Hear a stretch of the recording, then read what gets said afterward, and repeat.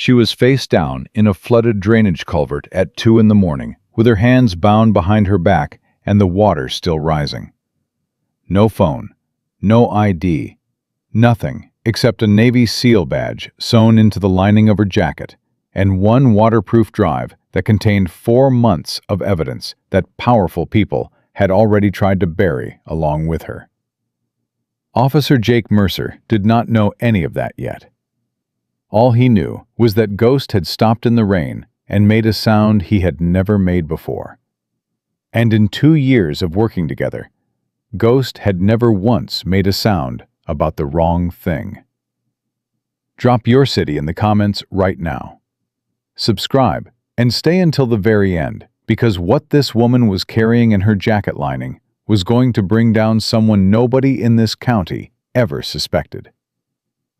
The flood warning came in at 2:14 a.m., and Jake Mercer was already on the road. He had been running the county loop for 3 hours, the same stretch of rural Tennessee highway he had driven 200 times in 3 years on the force, when the alert hit his radio.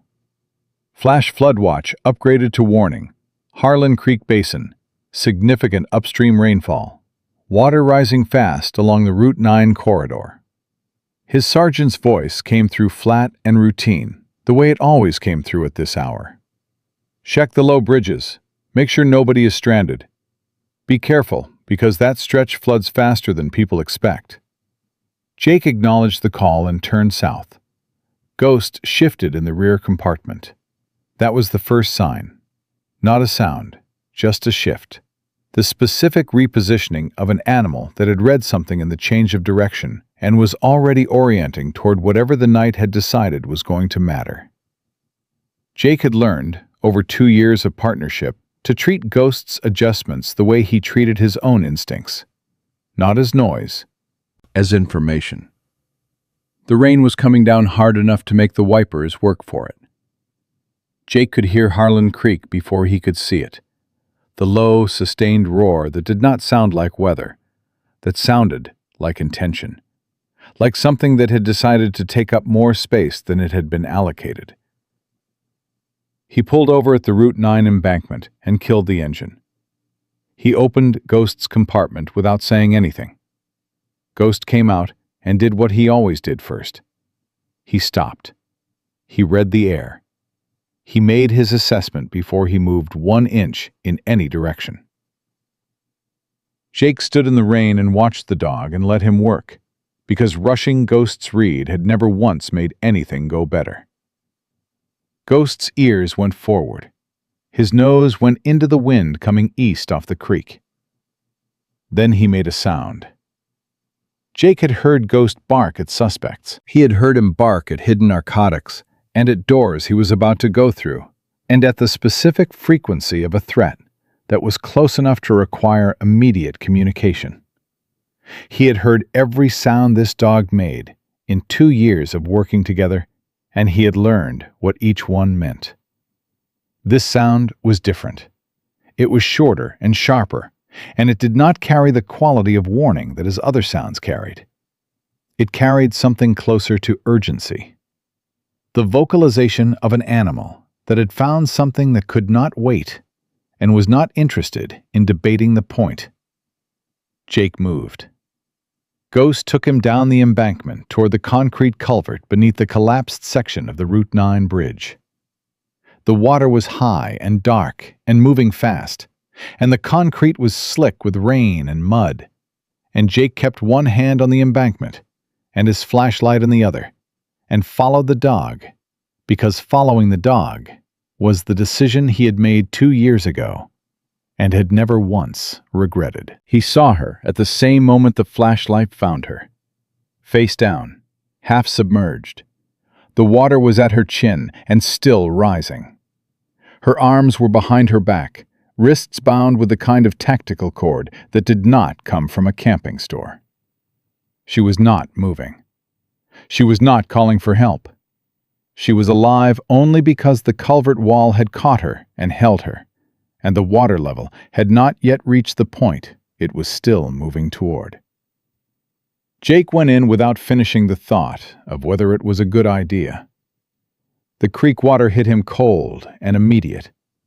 He got to her in 4 strides and got his arm under her shoulder and rolled her, and her face came up out of the water, and she coughed. Hard. The sound of a body that has not given up even when it had every reason to. He got her up the embankment. Ghost was there before he cleared the top, pressing close on her right side, helping hold her upright without being asked, his body weight acting as a brace against the incline. Jake got her into the patrol vehicle, closed the door, turned the heat to full. Ghost got in beside her without being directed and pressed against her left side and did not move. Jake looked at her in the interior light. She was in her late 20s, dark hair plastered to her face, civilian clothes, a field jacket and cargo pants.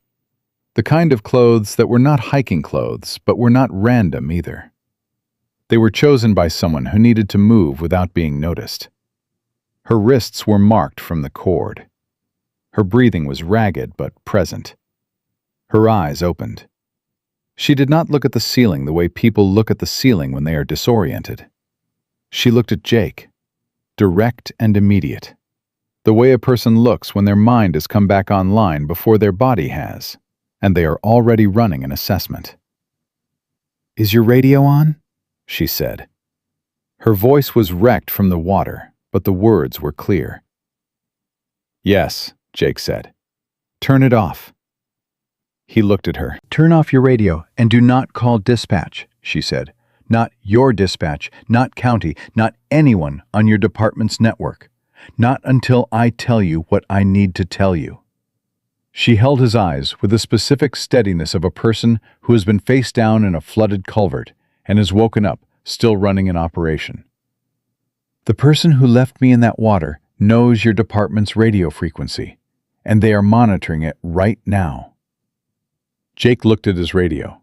He looked at Ghost, who had not moved from her side and was watching her with amber eyes that had already made a decision he trusted more than his own hesitation.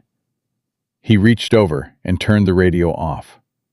Then he turned his patrol vehicle's GPS transponder off, because if the radio frequency was being monitored, then the department server that logged his vehicle's position was also something he did not want transmitting right now. And he had made that connection before he had finished the thought about the radio. She noticed. Something moved through her face that was not gratitude. It was more specific than gratitude. It was the look of someone who has just measured a person quickly and found them to be what they needed them to be. "My name is Sarah Voss," she said. "Lieutenant Commander, United States Navy. I am an active duty SEAL, and I have been conducting an embedded undercover operation in Harlan County for 4 months." She reached into the lining of her jacket. Her fingers found the seam and worked it open, and she pulled out a waterproof microdrive the size of a thumbnail and held it up. "This drive has everything. 4 months of evidence. Financial records, GPS data, photographic documentation, transaction chains. It is the case. All of it." She closed her fist around it. "The 2 men who put me in that culvert were not there to take it. They were there to put me in moving water and let the flood report explain the rest. They did not try to search me. They did not know about the drive. They thought removing me was sufficient." Jake was very still. "Why?" he said.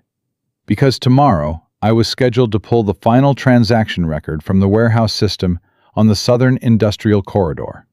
The record that would complete the financial chain and identify the account holder by name." She looked at him steadily. "Someone knew that. Someone with access to my operational timeline." She paused. "Someone in my chain of command gave the order to put me in the water before I could pull that record." Ghost made a sound, low and brief. The sound he made when something important had just been confirmed, rather than suspected. Jake looked at the turned-off radio. He thought about everything that connected to the department's network. His radio, his vehicle transponder, his department-issued phone sitting in the console beside him. 3 channels, all of them live, all of them potentially being monitored by a person who had just tried to drown a Navy SEAL to keep a transaction record out of her hands. He picked up his personal cell phone, the one he paid for himself, the one that had never touched the department's server infrastructure. "Your operation," he said carefully. "Was it disclosed to anyone in this department?"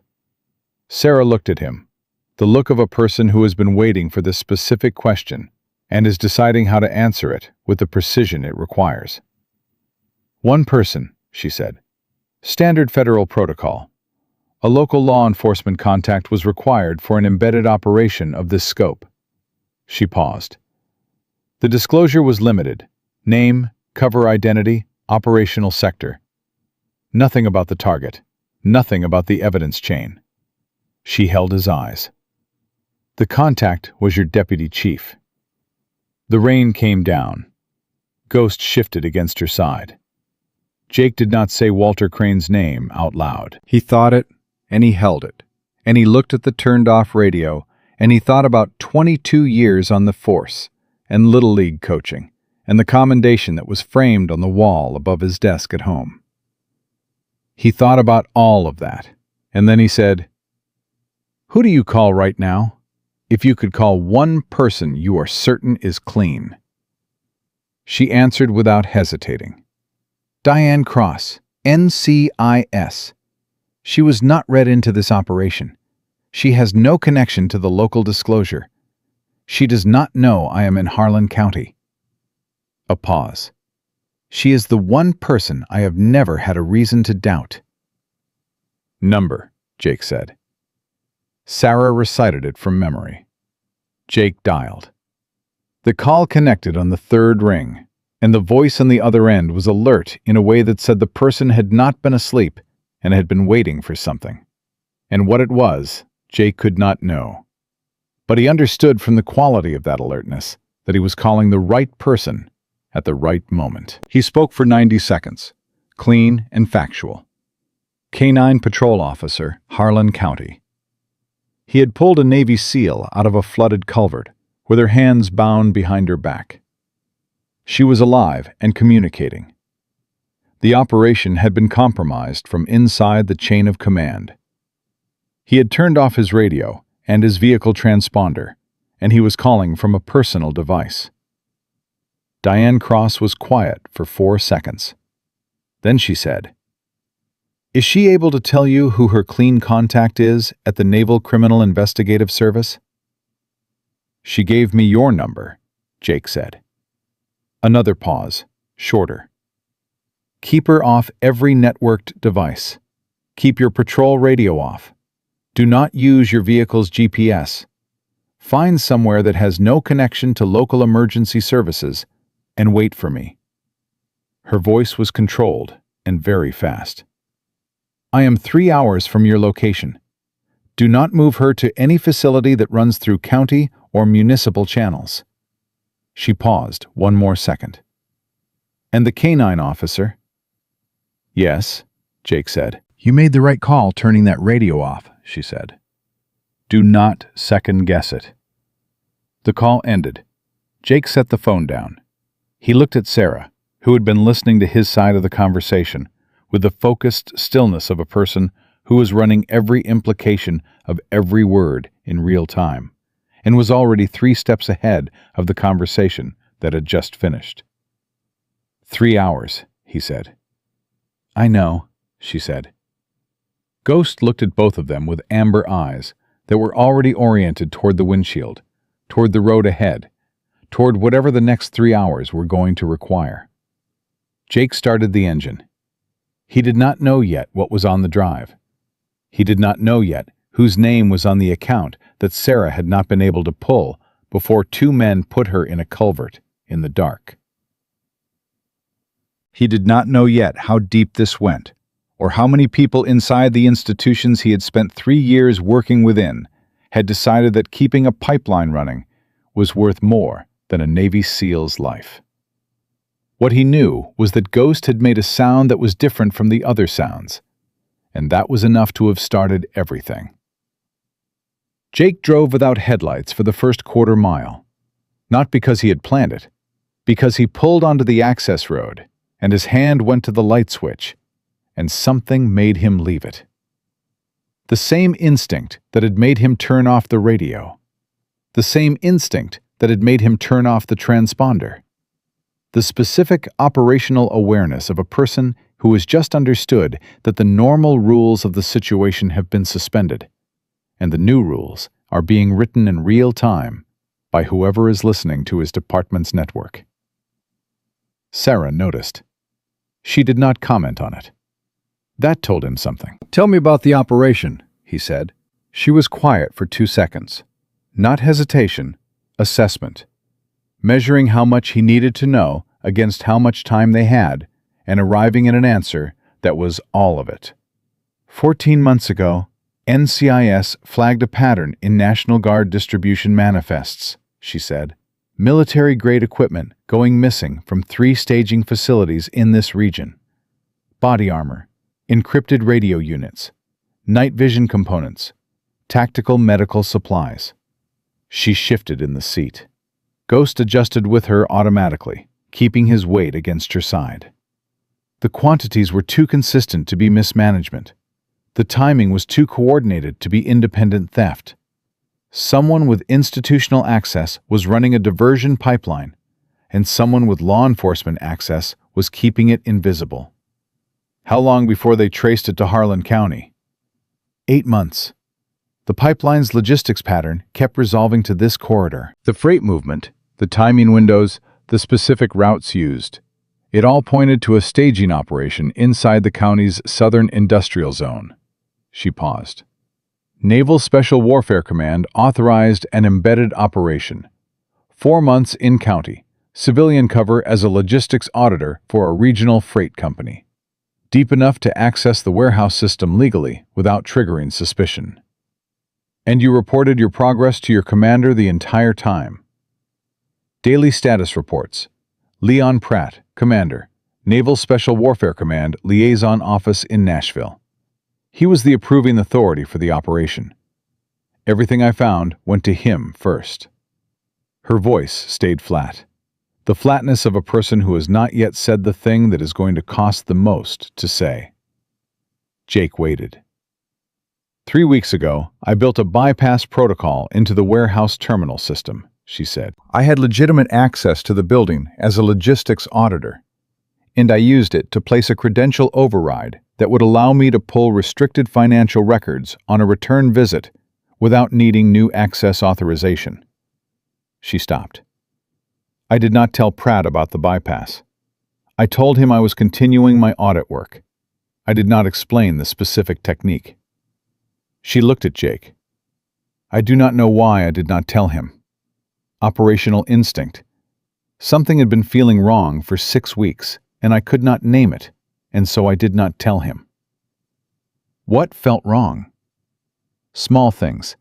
He would ask questions about my timeline that went slightly past what my status reports covered. He would reference details I had not yet submitted, then correct himself and attribute it to a previous report. Once he asked about a specific warehouse contact I had not mentioned to anyone. She pressed her mouth flat for a moment. Each thing alone was explainable. Together they created a pattern I kept telling myself I was misreading, because he was my commander, and I trusted him, and the alternative was something I was not ready to consider. Jake turned onto the highway and drove east. Last night, he said. Last night I was scheduled to access the final transaction record in the warehouse system. The account holder name that would close the financial chain. I went alone because the operation had always been solo. I had protocol authorization for a nighttime access.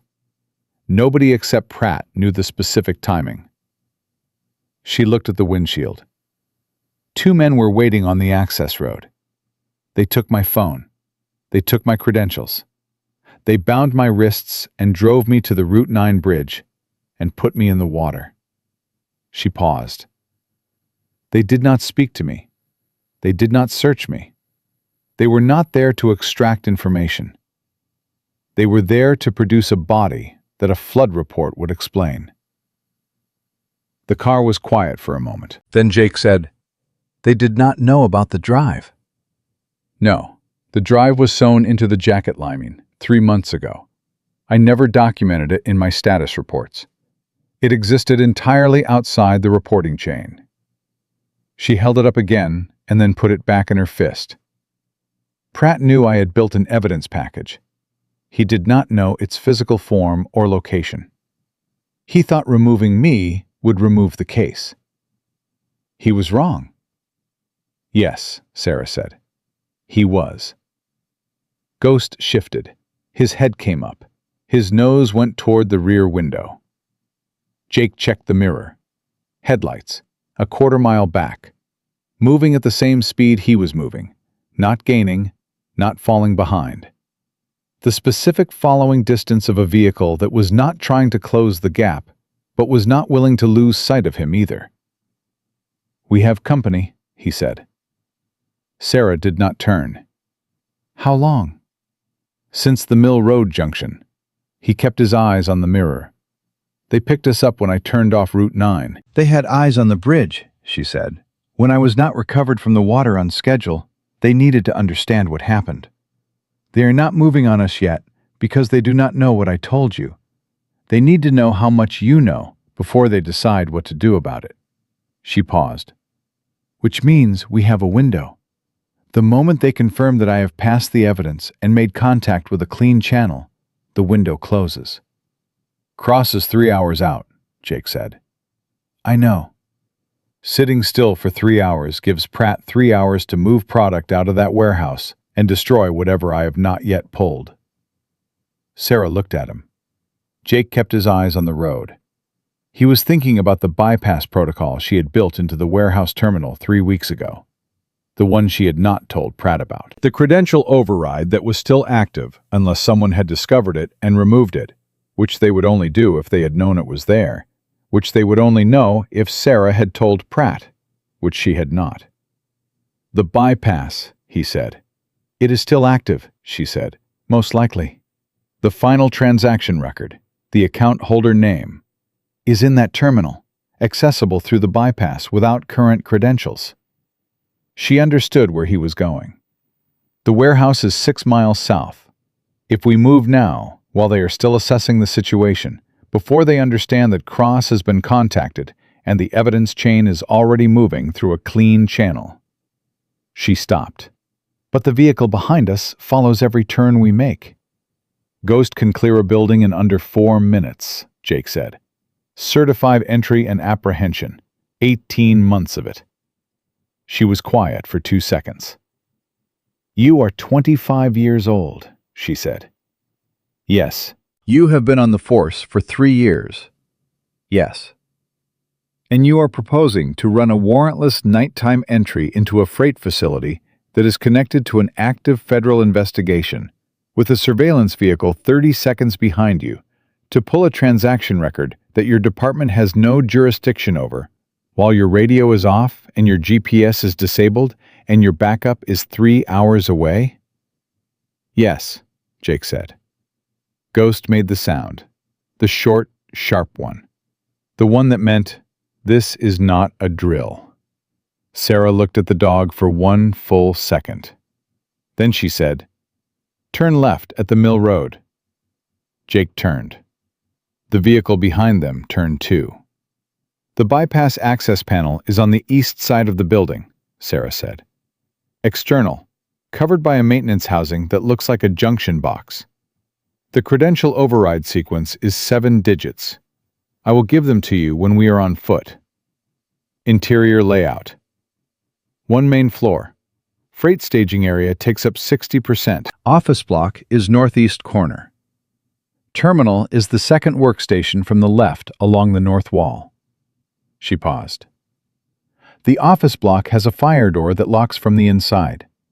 If we get the door secured before anyone outside understands what is happening, we have enough time."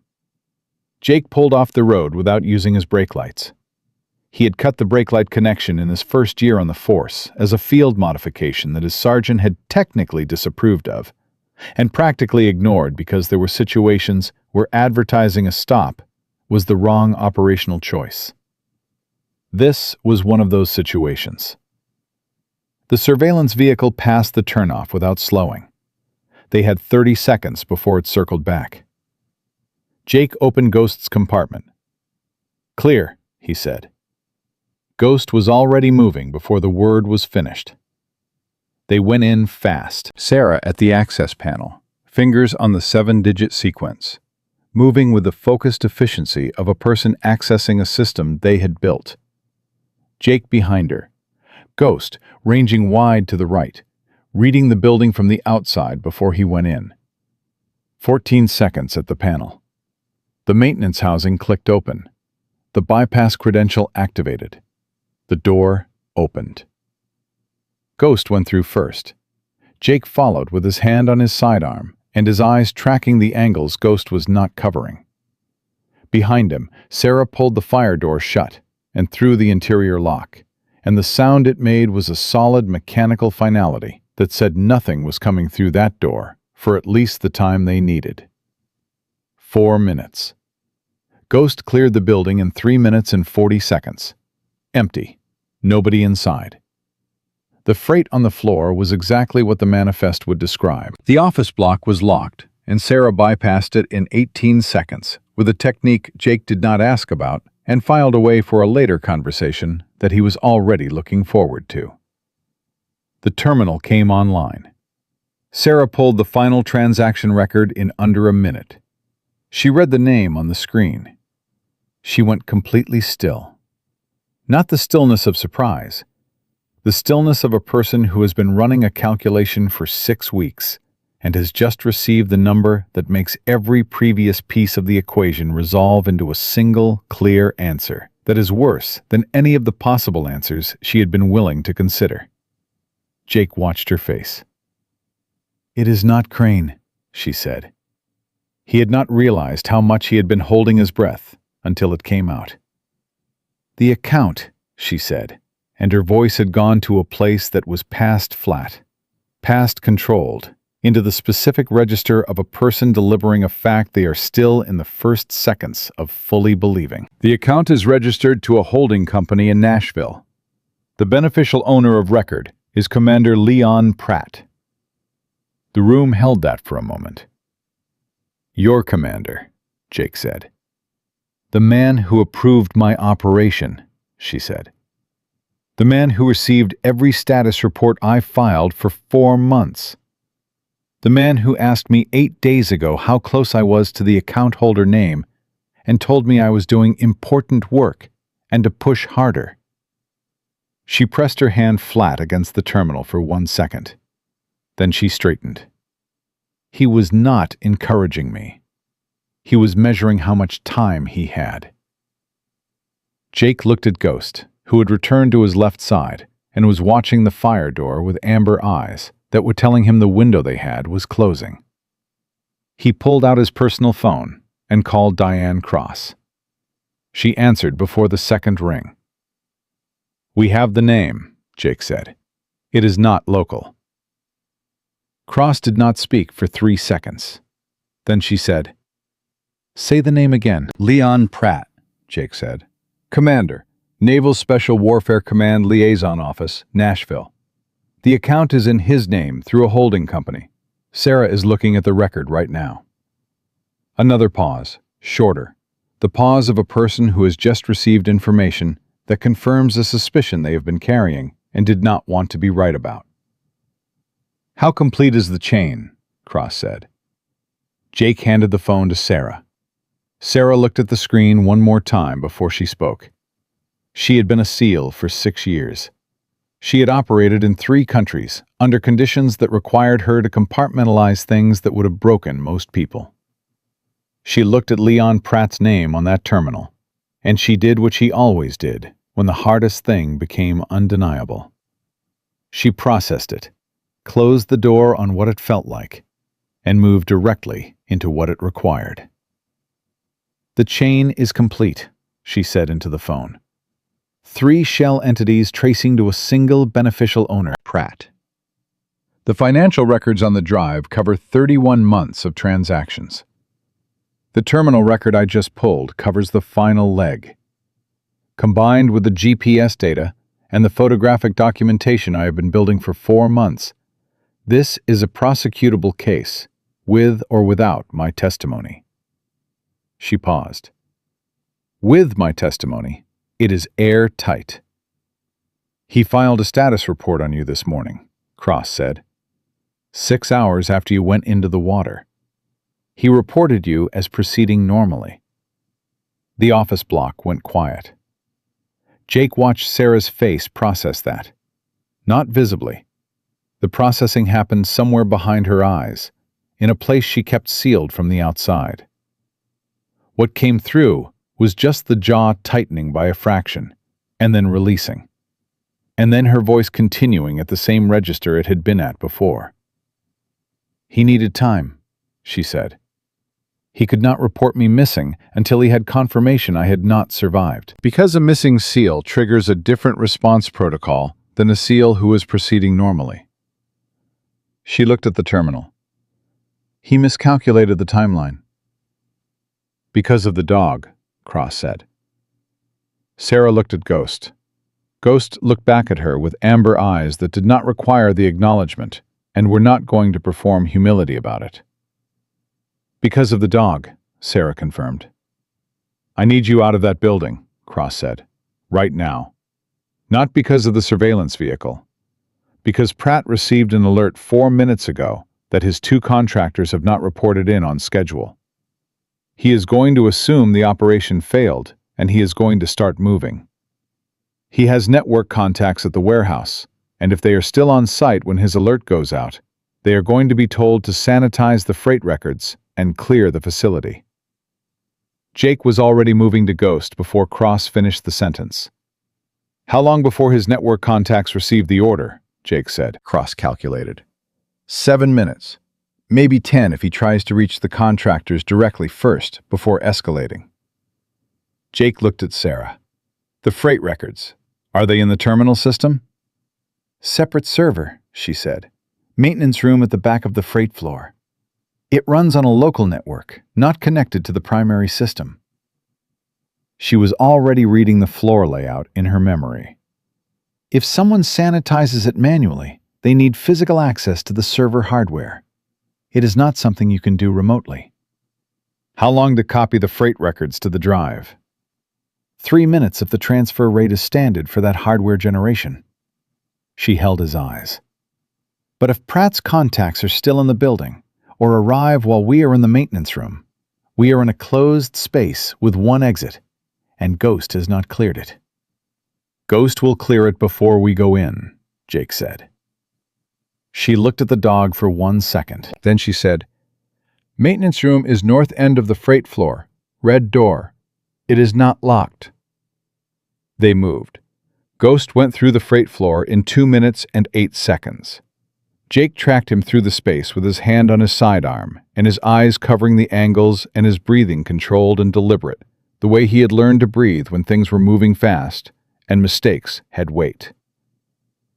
Empty. The freight floor was empty. Whatever workers operated this facility during business hours were not here at 3 in the morning, and whoever Pratt's network contacts were, they had not arrived yet. Sarah was at the server before Jake cleared the last corner. She pulled the drive from her jacket and connected it to the server's secondary port. Her fingers moved with the specific efficiency of a person who had built this bypass and knew exactly what she was accessing and exactly what she needed. 2 minutes 40 seconds, she said without looking up. Jake went to the maintenance room door and looked back across the freight floor toward the fire door they had come through. Ghost positioned himself at the freight floor entrance without being told, nose forward, reading the space between the door and where they stood. 1 minute, 30 seconds. Jake's personal phone vibrated in his pocket. He pulled it out. Cross, calling back. "There is a 4th person," Cross said the moment he answered. "Pratt has a local contact we did not identify in the original network mapping. The financial chain shows a payment to an entity in Harlan County that is not the warehouse. It is a property registration. The entity is associated with a residential address." She paused.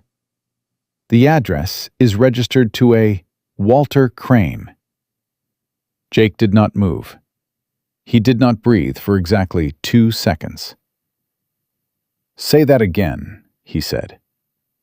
"Walter Crane, Deputy Chief, Harlem County Sheriff's Department." A property in his name received payments from Pratt's second shell entity over a 22-month period. The amounts are consistent with an operational facilitation fee, not the pipeline itself, the protection of it. Cross's voice was careful and precise. He was not just the local law enforcement contact for Sarah's operation.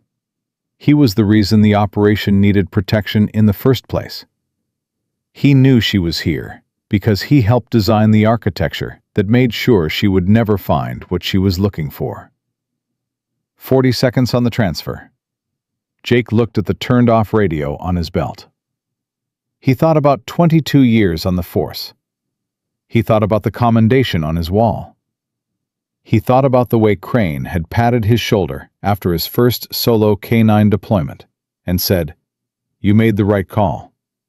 And Jake had believed him, because Crane was the kind of person you believed. He thought about all of it, and he thought about the fact that Crane had received a disclosure of Sarah's embedded operation 4 months ago and had used that disclosure not to support the operation, but to make sure it was reported to the person running the network she was investigating. He knew every time she got close, Jake said. It was not a question. He knew because Pratt told him, Cross said. And Pratt told him because Crane was the one who made sure Sarah's operation never triggered a local law enforcement response that might have accidentally protected her. A pause. "Jake, is your radio still off?" "Yes." "Keep it off. Do not go back to the department. Do not contact Crane through any channel. I have federal marshals moving toward his residential address right now, and I need you and Sarah in a location he cannot access until they have him in custody." The transfer completed. Sarah pulled the drive from the server port and held it up. Everything. The original 4 months of evidence, and the freight records, and the final transaction chain, and Leon Pratt's name in a holding company account that had been receiving payments from the pipeline he had been approving official operations to investigate. She looked at Jake. His face told her something had happened during the transfer. She read it the way she read everything, fast and without asking for explanation. And she waited. "Crane," Jake said. She went very still. Not the stillness of surprise exactly. The stillness of a person receiving confirmation of the thing she had suspected, but had not said because she had been protecting the one person she had thought was clean in this county. "He was on Pratt's payroll," Jake said. 22 months. Facilitation payments. He was not running the pipeline. He was making sure no local law enforcement action ever accidentally intersected with it. He held her eyes. "He knew you were here," he told Pratt, "and then he processed your operational disclosure and filed it as routine and went home." Sarah looked at the drive in her hand. She had spent 4 months in this county. She had built a cover identity and maintained it under daily scrutiny, and filed status reports, and trusted her chain of command, and stitched a drive into her jacket lining because something had felt wrong for 6 weeks, and she could not name it. She could name it now. "My bypass protocol," she said. "The credential override I built into the warehouse terminal." Pratt knew I had built something into the system, even though I did not tell him the specifics. He knew because Crane told him I had legitimate access to the building during the audit period. And Pratt extrapolated. She paused. "That is why they did not try to access the terminal themselves before tonight. They did not know the specific credential, and they were afraid triggering a failed access attempt would alert me that someone was trying to pull the same records." She looked at Jake. "They were waiting for me to pull the record myself, and then they were going to take it from me afterward." "But they moved too early," Jake said. "Because I got close enough to the account name that Pratt decided the risk of letting me complete the pull was higher than the risk of stopping me before I reached it." She looked at the maintenance room door. He panicked. 6 weeks before, he might have had a reason not to. Tonight, he decided I was too close, and he moved too fast, and he sent 2 men who were very good at disappearing someone, and very bad at searching for something hidden in a jacket lining. Ghost made the short, sharp sound. Both of them went still. Jake looked at the freight floor entrance. Ghost was facing the fire door on the south wall. Not the entrance they had come through, the south door. A door Jake had noted when they cleared the floor and assessed as a secondary exit and filed as behind them. It was opening. One man, coming through fast and quiet with a flashlight held low and his other hand at his side, and the specific movement of someone who had been in this building before and knew its layout and was not here to move freight. Ghost went before Jake said a word. The man had 2 seconds of warning before Ghost reached him. He used one of them, raising the flashlight, and the second one making a sound that was not a word. Then Ghost had him, and the flashlight hit the freight floor and rolled, and the man went down hard and was not getting up in any time frame that mattered. Jake crossed the floor in 6 strides and had the man secured before Ghost released. He checked the man's jacket. No identification. Clean tactical gear. A radio on his left hip that was live and broadcasting on a frequency Jake did not recognize. He stripped the radio and looked at it and understood immediately that it was not department frequency and was not county emergency services. It was a private encrypted channel, the kind that did not exist on any public communications registry. He turned it off. "Pratt's network," Sarah said from behind him. She was already at the south door, checking the exterior. "He is the advance. The order went out faster than Cross estimated." She pulled the door shut and looked at Jake. "There will be a second one." Jake looked at Ghost. Ghost was already facing north. North was the fire door they had come through. Jake looked at Sarah. She said, "There is always a second one." He pulled out his personal phone and called Cross again. She answered immediately. "We are inside the warehouse," Jake said. "One of Pratt's contacts just came through the south entrance. Ghost has him. There is a second one on the north side." He did not wait for her response. "How far out are the marshals?" "Crane's address is 17 minutes from your location," Cross said. "I have 2 NCIS agents moving to the warehouse right now. 12 minutes. "We have maybe 4, Jake said. Cross did not hesitate. "Can you hold the building?" Jake looked at Ghost. Ghost was watching the north fire door with amber eyes that had already finished the assessment and was communicating the answer in the only way available to him, which was the particular quality of readiness in every line of his body that said yes without needing the word. "Yes," Jake said. He ended the call. He looked at Sarah. She had the drive pressed flat against her chest with one hand and her eyes on the north door and her jaw set in the expression of a person who has come through a flooded culvert and a warehouse entry and a confirmation that 2 members of her professional chain had tried to have her killed, and who has arrived at the part that comes after all of that, with exactly as much left in reserve as she needs. "Ghost holds the north door," Jake said. "You stay behind me. We secure the man on the floor, and we wait 12 minutes. "And if the second one comes through before 12 minutes, she said. Jake looked at his dog. "Then Ghost holds both," he said. The north fire door did not open in the first 4 minutes. Jake counted them, not on his phone, in his body, the way he had learned to count time in the field, the way every person learns to count it, when the difference between 4 minutes and 5 minutes is the difference between controlled and not. He stood between the secured man on the freight floor and the north door, with Ghost positioned 8 feet in front of him and Sarah 3 steps behind. And nobody said anything, because there was nothing to say that the situation was not already saying more clearly. The man on the floor was conscious. He had tried twice to shift his position, and both times Ghost had moved his eyes to him without moving anything else, and the man had gone still again. He was not going to attempt a third time. People who had been taken by a working canine understood very quickly and very completely that the dog's stillness was not indifference. It was patience. And patience had a threshold.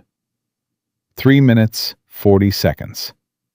Ghost's ears moved, not toward the north door, toward the south wall. The same wall the first man had come through. A different point on it. A window Jake had noted during the initial clear and assessed as too small for a standard entry. It was not too small for what was happening now. The window frame moved, just slightly. The specific slight movement of something being worked from the outside with a tool that was meant to leave no mark. Jake took 2 steps right without making a sound and put his back to the freight shelf and held Ghost's position with 2 fingers extended at his left side, the signal they had built over 18 months of entries that meant, hold your ground, let it come to you, do not move until I do. Ghost held. The window gave. The second man came through feet first and fast, and dropped to the freight floor, and straightened, and had a full half-second of orientation before he understood that the building was not empty, and that the animal he was now looking at was 12 feet away and not moving, and that not moving was considerably more frightening than if it had been moving. "Don't," Jake said. The man's hand was moving toward his belt. "Ghost." Jake said it quietly, not a command, a notification. The specific tone that told the dog the situation had just changed, and the hold was conditional. Ghost made the sound, the short one, the one that had woken something up in Jake on a flooded embankment, and it turned out to be right about everything. The man's hand stopped. "On the floor," Jake said. "Hands where I can see them, right now." The man went down. Not because he had decided it was the right thing to do, but because Ghost had taken 2 steps forward during the instruction, and those 2 steps had communicated something that no amount of reasoning was going to override. Jake had him secured in 40 seconds. He checked his radio. Same private encrypted frequency as the first man's. He stripped it and turned it off and stood up and looked at Sarah. She had not moved from her position behind him during the entire sequence. She had watched it with the contained focus of a person who understood their role in the immediate situation and had not inserted themselves into it, because inserting herself would have made it harder, and she was not a person who made things harder when she could make them work. 7 minutes, she said. Crosses NCIS agents. 7 minutes remaining. Jake looked at Ghost. Ghost was already back to watching the north door. "You trained him for building entries," Sarah said. It was not a question. It was a person reassembling a sequence in their head and arriving at a conclusion they wanted confirmed. 18 months of it, Jake said. Every scenario I could run. Every entry configuration the department would fund, and a few it did not know I was running. He looked at the dog. He has never once missed a read. "He missed the window," Sarah said. "He flagged the window 40 seconds before the man came through it," Jake said. "He did not miss it. He told me it was coming, and I moved to cover it." He paused. "The difference between a dog that alerts and a dog you have worked with long enough to understand is that with Ghost, I do not always need the alert to know what he is telling me." He moved his ears. That was enough. Sarah was quiet for a moment. "Pratt sent me a message this morning," she said, "before I found out about the culvert, before any of this. At 6:42 a.m., he sent a routine operational check-in message asking for my status update timing." Her voice stayed even. "He knew what had happened to me. He had ordered it. And he still sent the check-in message because maintaining the appearance of a normal operational relationship was more important to him than the fact that he had just tried to have me killed." She paused. I have worked in this field for 6 years. I have been lied to by people I trusted, in environments where trust was the only currency that kept people alive. And I did not see this." Jake looked at her. "You built a bypass and did not tell him about it?" he said. 6 weeks before tonight, you started operating on instinct rather than protocol. You stitched the drive into your jacket lining and did not document it in any report he received." He paused. "You saw enough. You acted on what you saw in the only ways available to you without proof." She looked at the drive in her hand. "The status report he filed," she said. "The one that said I was proceeding normally. He filed it 6 hours after the flood. He was going to let me be reported as a missing person in 24 to 48 hours. Accident during a solo field movement in bad weather. It would have been investigated by the same chain of command he controlled." She stopped. "Without the drive, without the terminal record, without my testimony, the investigation would have found exactly what he designed it to find." "But you were not missing," Jake said. "You were in my patrol vehicle 11 minutes after the flood warning upgraded." "Because of Ghost." "Because of Ghost," Jake confirmed. The north fire door opened.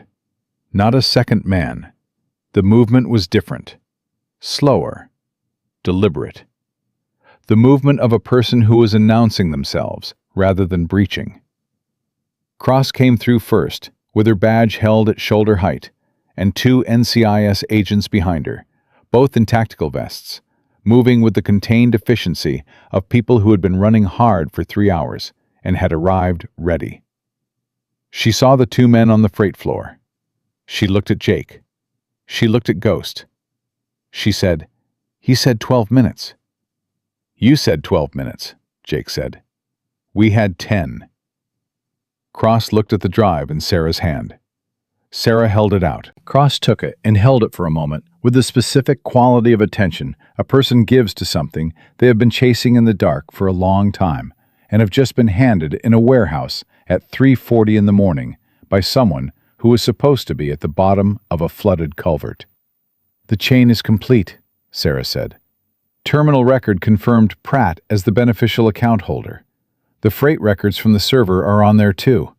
Every shipment, every date, every quantity, cross-referenced against the National Guard manifest discrepancies in the original NCIS flag." She paused. "And there is one additional file I added tonight. The metadata from Pratt's check-in message.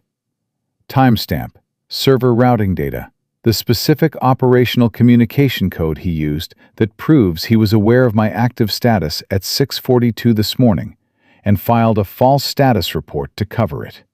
Cross was quiet for 3 seconds. "He filed the false report to buy time to confirm you were dead," she said. "Yes," Sarah said. "And to prevent the missing SEAL protocol from being triggered before he could prepare a narrative that his chain of command would accept without triggering a parallel investigation." Cross looked at Jake. "Crane." "In custody," Jake said. "As of 11 minutes ago. Federal marshals took him at his residence. He did not resist. His attorney was there before the marshals had him in the vehicle, which tells you how long he has been prepared for this possibility." Cross looked at the 2 men on the floor. "These 2 we will match against the network contacts in the financial chain. I expect the match to be straightforward." She turned to her agents. "Process the scene. Full documentation. I want the server hardware tagged and bagged before anyone else's network touches this building." The agents moved. Cross looked at Jake one more time. "You turned your radio off," she said. "Yes," Jake said. "You turned your transponder off." "Yes." "You ran a building entry without backup, without authorization, without a warrant, in the middle of a situation that was already moving faster than any normal protocol could accommodate." She paused. "And you pulled a complete evidence chain out of a compromised federal operation, secured 2 network assets, and kept a Navy SEAL alive long enough for the case to reach a federal officer with jurisdiction. She held his eyes. I need to understand something. In the moment you turned that radio off, when she told you not to call dispatch, what made you listen to her? Jake thought about it honestly for a moment. Then he said, Ghost had already decided. Cross looked at the dog. Ghost sat between Jake and Sarah with amber eyes that held the patient certainty of an animal that had been right about every single thing since the moment it had gone down a wet embankment in the dark and found something in a culvert that the flood was not going to be allowed to have. Cross did not say anything for a moment. Then she said, Commander Pratt is being arrested in Nashville right now. I have had a federal team on standby since Sarah's first voicemail 4 months ago flagged a pattern in the reporting delays. She looked at Sarah. I knew something was wrong with the operational reporting 6 weeks ago. The delays were too consistent. The questions he was forwarding to you through the check-in process were too specific. I could not move without evidence. She paused. You built the evidence while you were inside the operation that was trying to stop you from building it. Sarah did not say anything. He filed 31 monthly network payments over 22 months, Cross continued. The financial chain is going to produce charges in 3 federal jurisdictions. The military hardware that moved through this pipeline over 6 years is going to require a complete audit of 3 National Guard distribution systems. She looked at the drive one more time. All of it. Because of what is on this. Sarah looked at the seam in her jacket lining where the drive had been for 3 months. She had sewn it in on a Tuesday evening in a motel room outside Knoxville, with a sewing kit from the front desk and the specific private calculation of a person who is not yet certain enough to act, but is certain enough to prepare. She had not told Pratt. She had not documented it. She had done it because something had felt wrong for 6 weeks, and the only move available to her that did not require certainty she did not yet have was to make sure the evidence survived whatever was coming. Whatever was coming had arrived in the form of 2 men on a county road at 2 in the morning, and the evidence had survived. Pratt is going to argue he had no knowledge of the physical operation against me, Sarah said. He is going to say the contractors acted independently. He is going to say the check-in message was routine and not evidence of foreknowledge. He is welcome to argue that, Cross said. He will be arguing it in a federal courtroom with a 22-month financial chain, a false status report with a timestamp that contradicts his claim of ignorance, and a Navy SEAL who is in a flooded culvert at 2 in the morning and can testify to exactly how her operational timeline was known by a man who had no legitimate access to it. She paused 1 beat. The argument is not going to work. Ghost stood up. He pressed against Sarah's left side and looked up at her. She put her hand on his head without looking down, the automatic gesture of a person who has been doing something long enough that the comfort in it does not require thought. Jake watched. He was 25 years old, and he had been on the force for 3 years, and he had turned off his radio at 2:14 in the morning because a German shepherd had made a sound that was different from the other sounds. And he had learned over 2 years to know exactly what that difference meant. He was still learning what tonight meant, but he was certain about one thing. He looked at Ghost, and he thought about the culvert and the radio and the transponder and the bypass and the freight floor and the 2 men who were currently being processed by federal agents in a warehouse in rural Tennessee. All of it had started with one sound in the rain, and the sound had been right. Commander Leon Pratt was arrested at 4:22 a.m. He was at his desk in the Nashville liaison office when the federal agents came through the door. His administrative assistant would later tell investigators that he had been at his desk since before she arrived at 6:30 the previous morning, and had never left.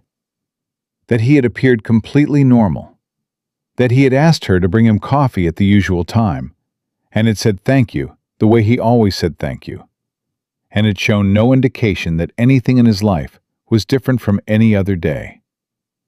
She did not know that between 3:47 and 4:19 a.m., he had sent 11 encrypted communications to network contacts whose names appeared in the financial chain on Sarah's drive.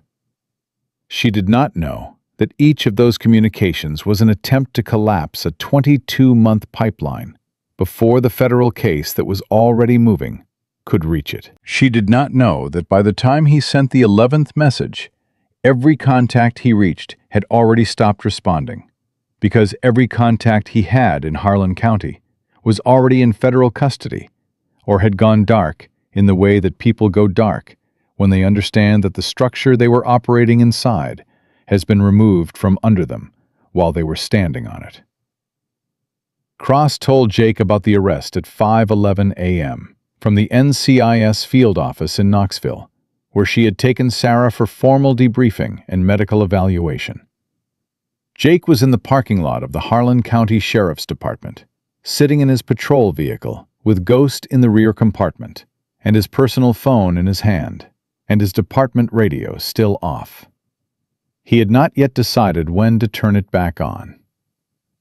Pratt's attorney was there before the second agent cleared the doorway, Cross said.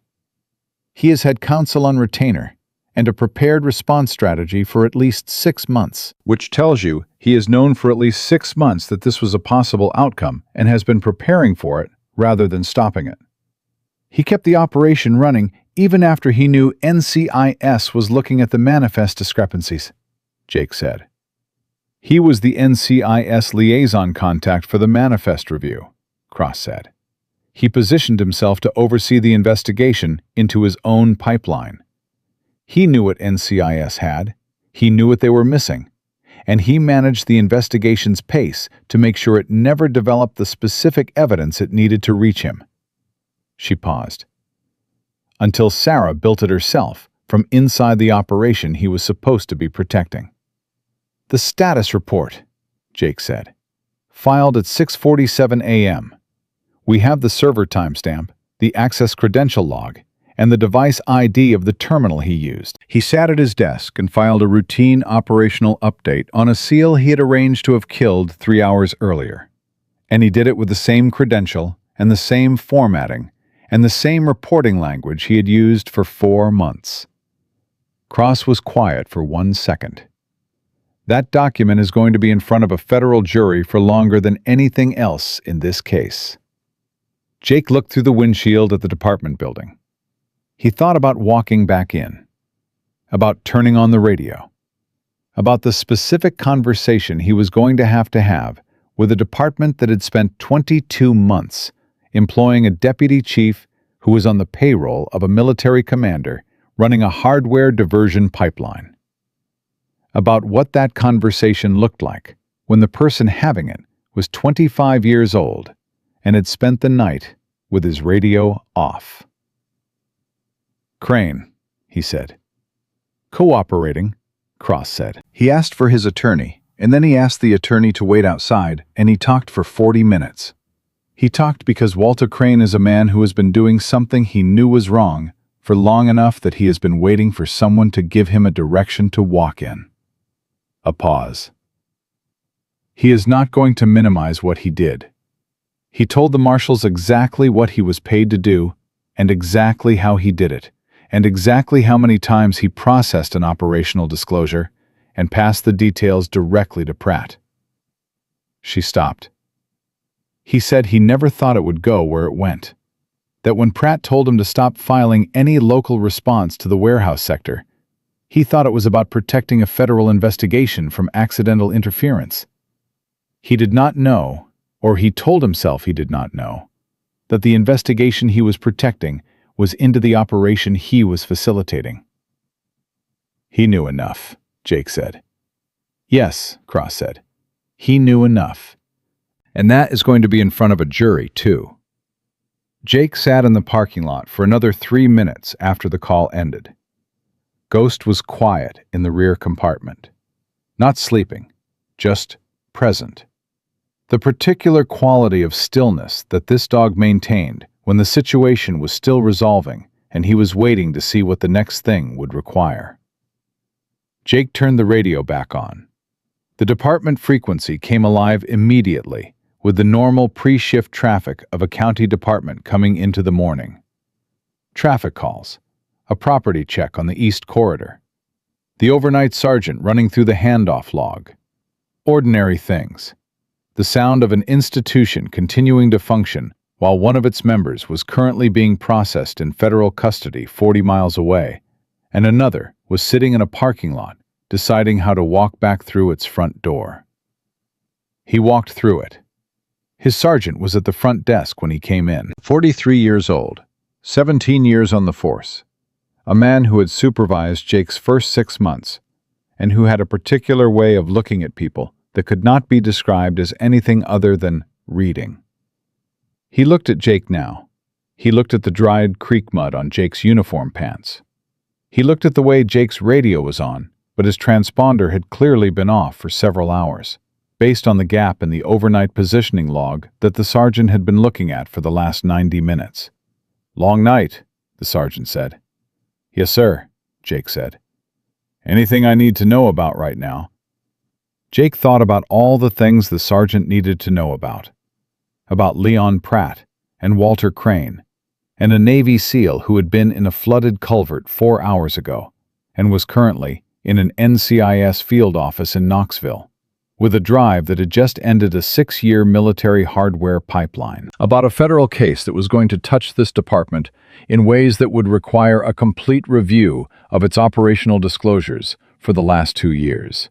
About the specific question of how many other operational details had moved through Crane's desk and arrived somewhere they were not supposed to arrive.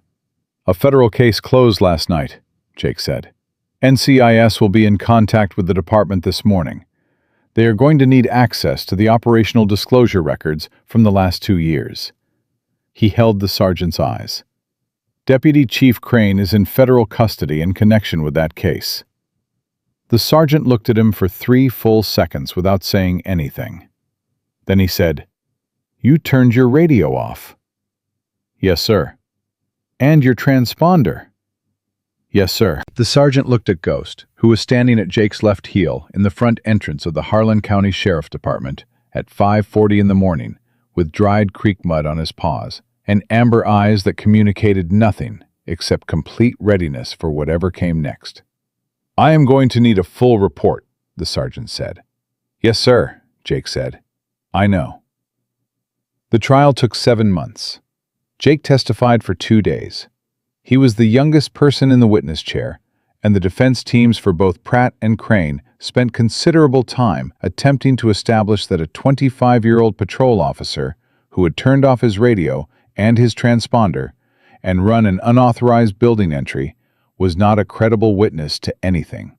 Jake answered every question the way he answered everything, directly, without elaboration, without performance. He said he had turned his radio off because the person he had recovered from a flooded culvert had given him a specific, credible reason to do so, and he had assessed that reason correctly. He said he had gone to the warehouse because the evidence needed to be secured before it could be destroyed, and waiting was the only option that guaranteed it would not be. He said he had made every decision he made that night based on the specific operational intelligence provided by an active-duty Navy SEAL, whose assessment of the situation had been accurate in every particular.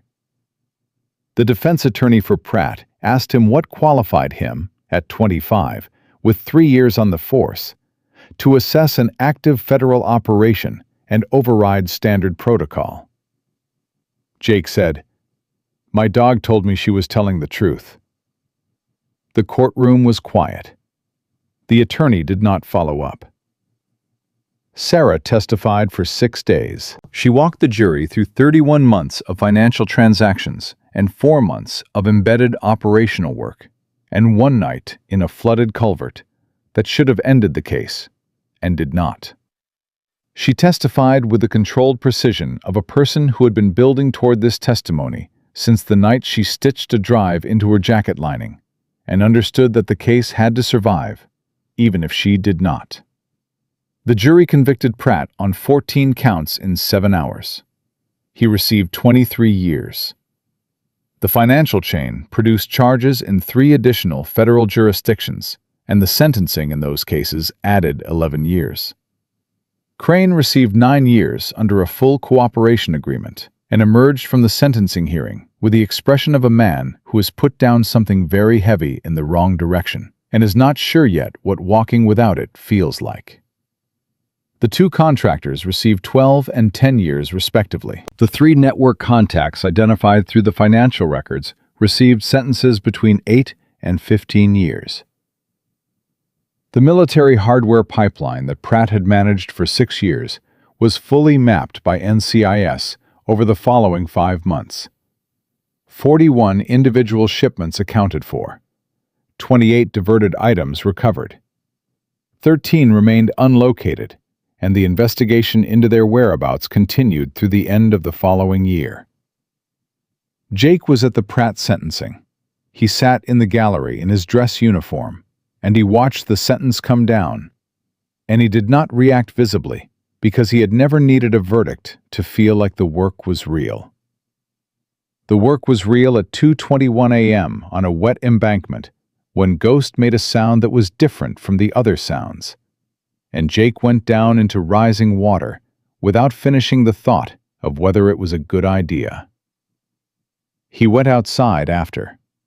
Ghost was in the patrol vehicle. When Jake opened the rear compartment, the dog stepped out and sat beside him on the courthouse steps without being asked, which was something Ghost had started doing in the months since that night. Not a trained behavior, just a choice. Sarah found him there 14 minutes later. She was in civilian clothes, dark jacket, her hair down. She looked like a person who had been through something very long and had arrived on the other side of it without losing the particular quality of attention that had made her good at the work in the first place, and would make her good at the next version of it. "Cross is moving me to the oversight division," she said. She sat down on the steps beside Jake. Ghost leaned against her left side immediately, and she put her hand on his back without looking down. Internal review of embedded operation security protocols. The structural failure in my case was specific. A superior officer with approval authority over an embedded operation used that authority to monitor the operation and facilitate action against the operator. She paused. That gap exists in every embedded operation protocol currently in use. Someone has to close it. "You," Jake said. "Me," she confirmed. "It is going to take several years, and it is not going to be comfortable for a lot of people who like the current system. Because the current system gives them access they are not supposed to have." She looked at Ghost. "But the case for changing it is now documented in federal trial records, and there is not a version of the argument against it that survives contact with what happened in that culvert." Jake looked at the courthouse. "Crane talked for 40 minutes before his attorney came back in the room," he said. "I know," Sarah said. "I read the transcript. He said he told himself he was protecting a federal investigation from accidental interference." Jake paused. 22 months, 31 payments. He told himself that for 22 months. "People are very good at that," Sarah said, "telling themselves a version of what they are doing that they can live with. The version that makes the thing they are choosing look like the only reasonable choice." She paused.